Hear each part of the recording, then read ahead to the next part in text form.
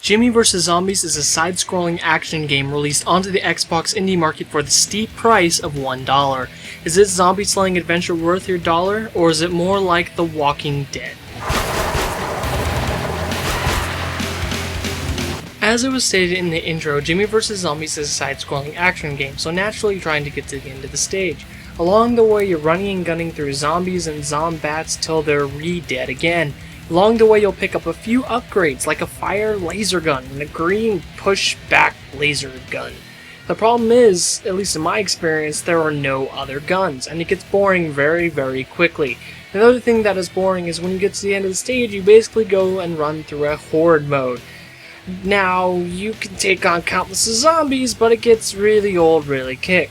Some stages do provide some variety though, as in one stage you are driving from left to right a la Battletoads. The thing is, whether you're driving or for some strange reason, whatever you're doing, the controls feel stiff. I feel Jimmy vs. Zombies had great potential to be a good game, but it just falls short in a lot of aspects of the gameplay. And overall, it just kinda gets quick and repetitive and boring really quickly. Jimmy vs. Zombies tries to look retro, but to be completely honest, it looks pretty bland. It will kind of remind you of a non-polished version of Scott Pilgrim vs. the World. Part of the problem is the world just is so bland and boring, there's nothing that really sticks out. While there are some attempts at humor in terms of the stage, like a zombie running through with his head, there's nothing that really you'll go, wow, that stage looked fantastic. There's nothing memorable at all. And the music isn't really any better. You won't be remembering it. Overall, the presentation just really dropped the ball.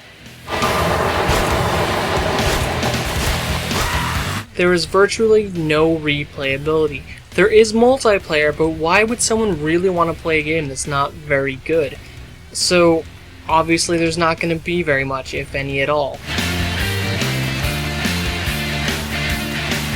Overall, of course, as I say in a lot of these games, I've been pretty hard on Jimmy vs. Zombies, but to be honest, this game just didn't impress me, which really sucks, because from the images I found on the market, I really wanted to like it and had a lot of potential. But for all the reasons I've stated, I'm giving Jimmy vs. Zombies a 3 out of 10. It's a pretty bad game.